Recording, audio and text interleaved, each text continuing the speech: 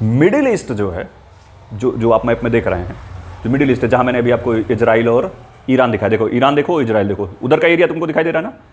अरब का कोई देश अभी इतना ताकतवर तो हुआ नहीं ना, उसे मिलिट्री बेस की जरूरत है।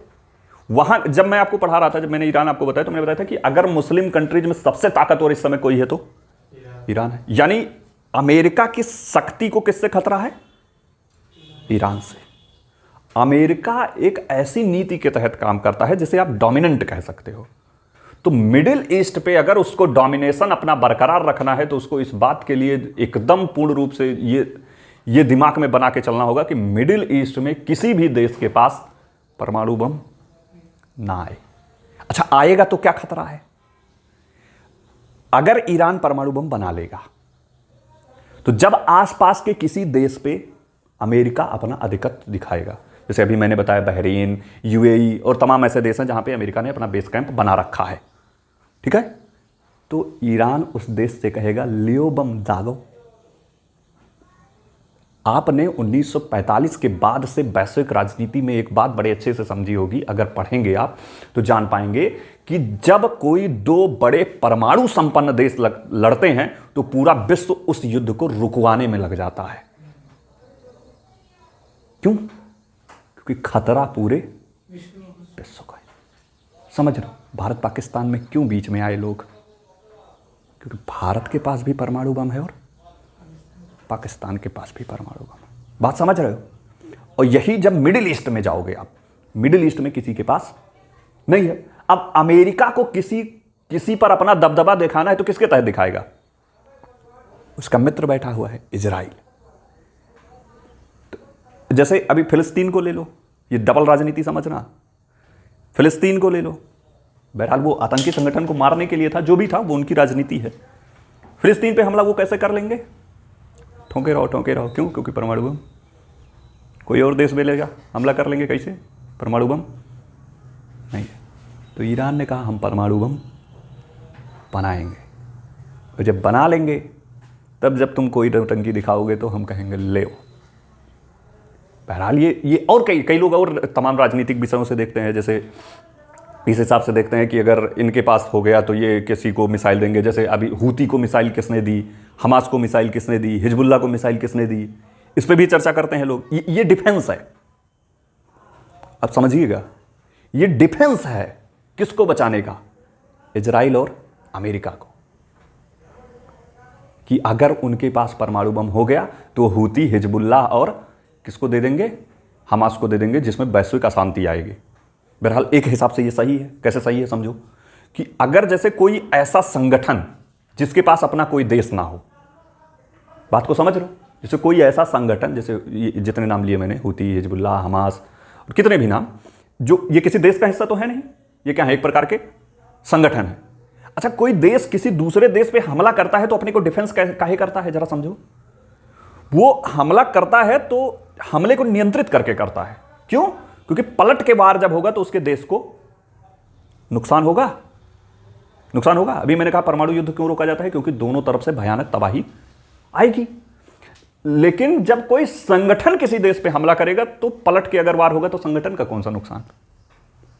उसकी कौन सी जनता, उसका कौन सा देश, उसके कौन से संसाधन?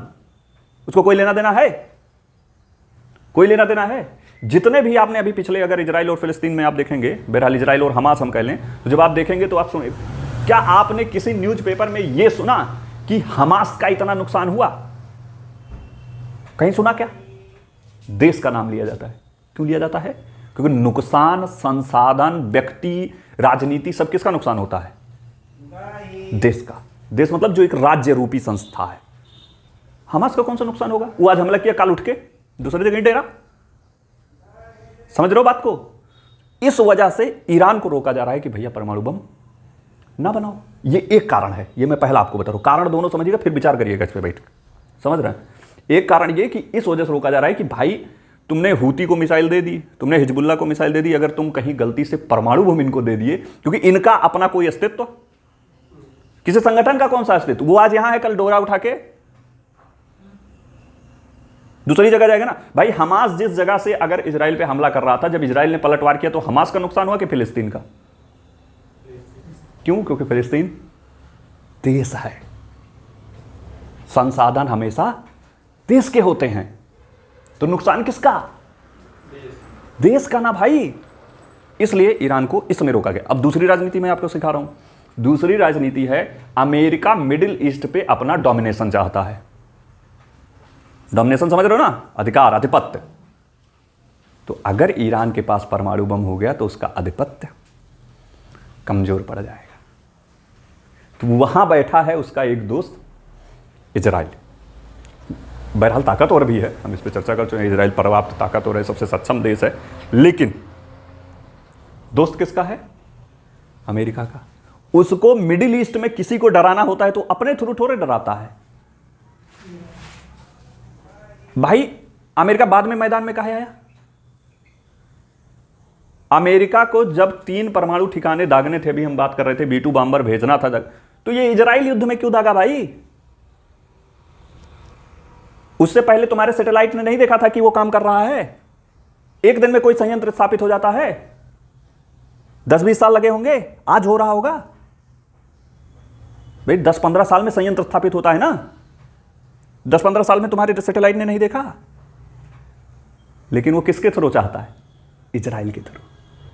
आप समझ रहे हो क्यों? क्योंकि जब इजराइल और ईरान लड़ रहे होंगे तो हम आके अपना क्या दिखाएंगे?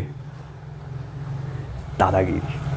और हम ठोकेंगे बम, फिर कहेंगे हम ही ने क्या करवाया? शांत। हमने क्या करवा दिया? Cease fire. हमने सीज फायर करवा दिया। अब पूरी दुनिया हमको क्या करेगी? भैया भैया भैया भैया भैया तो सीज फायर करवा दो, भैया तो सीज फायर करवा दे। तो हाँ, तो हम सीज फायर करवाई थे, हमसे व्यापार करबो। अरे आपसे कौन व्यापार नहीं करेगा? करो, लाओ 100 करोड़ का व्यापार करो। क्या मान करबो? डॉलर में, डॉलर और ऊपर। यह है राजनीति। तुम अगर किसी युद्ध को एक नजरिए से देख रहे हो तो गलतफहमी में हो। यह है डोमिनेशन अमेरिका का, समझ रहे हो?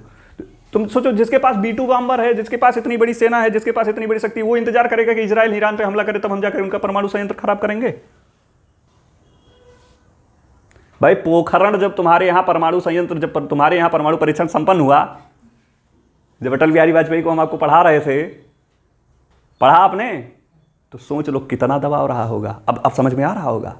ईरान इतना बड़ा, इतना ताकतवर इस्लामिक राष्ट्र, मतलब जिसका आधिपत्य पूरे मिडिल ईस्ट पे लगभग है, उसको नहीं बनाने दे रहे हैं। तो सोचो कितनी खोपड़ी रही हो अटल बिहारी वाजपेयी, है ना? अटल बिहारी वाजपेयी और APJ अब्दुल कलाम का। पर परीक्षण तो होगा, कोई अटैक नहीं। सोच के देखो, परीक्षण तो होगा, है? अगर भारत ने ना बनाया होता तो चूहो जैसे हम लोग भी इधर उधर, भैया भैया भैया हम बम दे दो, हम दगाली, भैया बम दे दो, दगाली। ये तो करते कि ना करते? समझो बात को। ताकतवर व्यक्ति क्या करता है? अपनी धौंस दिखाता है, अपना प्रभुत्व दिखाता है। हम करेंगे, हम कर लिए। और फिर इजराइलो भैया से व्यापार करेगा, हमको बहुत दे दो दे दो दे दो। ईरानो पहुंचेगा, भैया दे दो दे दो, हमारे पास परमाणु बम नहीं है, कुछ तो दे दो, कौनो बम्बर दे दो, हम दगा ले। ये तो होगा।